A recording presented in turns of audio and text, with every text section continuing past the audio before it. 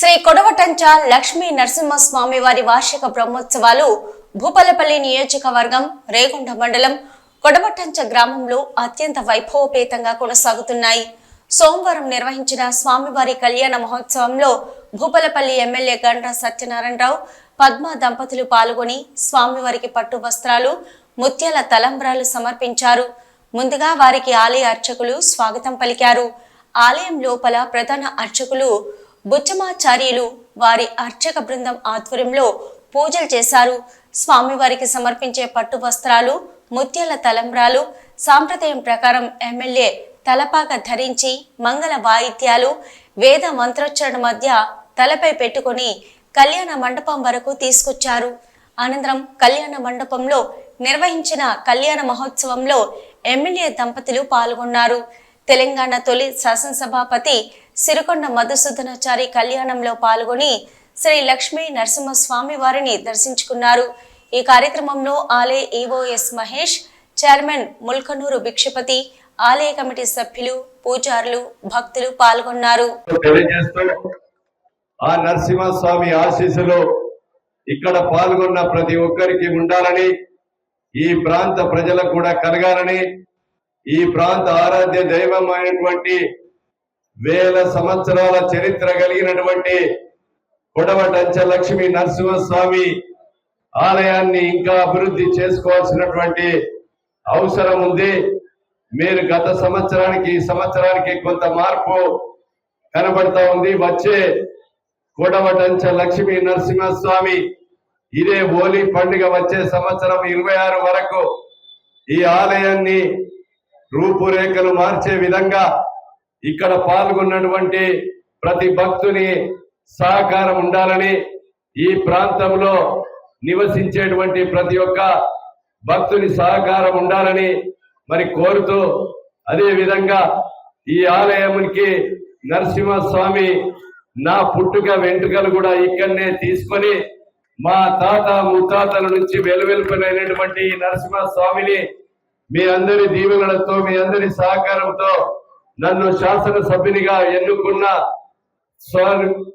ఎన్నుకున్నందుకు మీకు హృదయపూర్వకంగా ధన్యవాదాలు తెలియజేస్తూ, ఆ నరసింహ స్వామికి రాబోయేటువంటి రోజుల్లో కూడా మరి ఇంకా అభివృద్ధి చేసే శక్తిని, ఈ ప్రాంతము అభివృద్ధి చేసి అయ్యేటువంటి శక్తిని ఆ స్వామి వారు ఇవ్వాలని, ఇక్కడ ఉన్నటువంటి ప్రతి ఒక్కరికి కూడా శక్తిని, అదేవిధంగా మీ కుటుంబాలను, నియోజకవర్గం, జిల్లా, రాష్ట్రం అభివృద్ధి చెందే విధంగా స్వామి వారి ఆశీస్సులు ఉండాలని కోరుతూ, ఇక్కడ పాల్గొన్నటువంటి ప్రతి ఒక్కరికి కూడా శిరస్సు వంచి హృదయపూర్వక నమస్కారాలు, ధన్యవాదాలు, కృతజ్ఞతలు. కొడవటంచలో కొలువై ఉన్నటువంటి లక్ష్మీ నరసింహ స్వామి తరతరాలుగా ఈ ప్రాంత ప్రజల ఇరవేర్పు.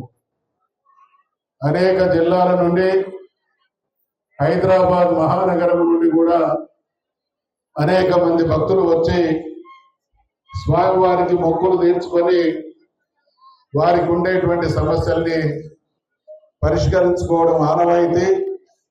గతంలో నేను స్పీకర్గా ఉన్నటువంటి రోజుల్లో ఈరోజు మీ అందరిని చూస్తూ ఉంటే జన్మ ధన్యమైనటువంటి అనుభూతి.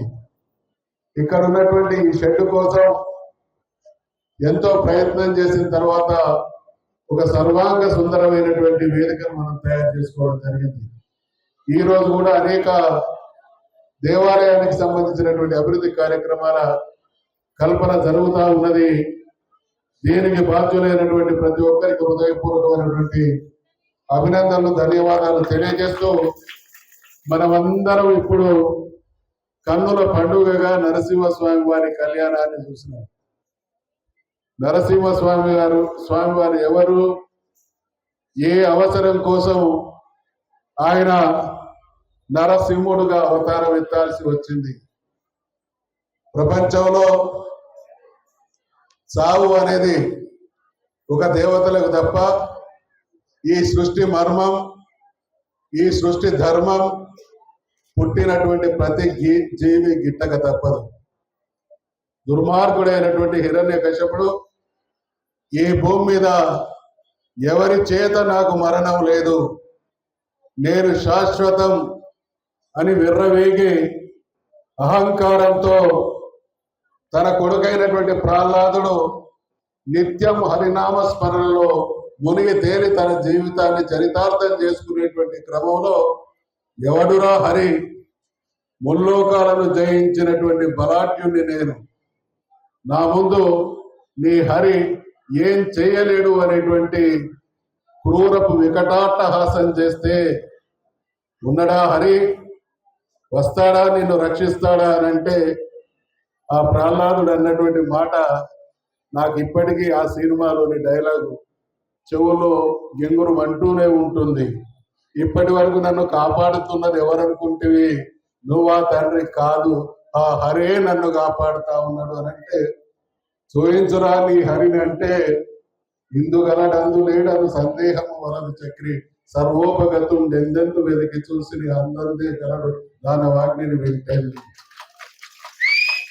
అని ఆ స్తంభం నుండి మరి అవతరించినటువంటి తీరును చూసినాము.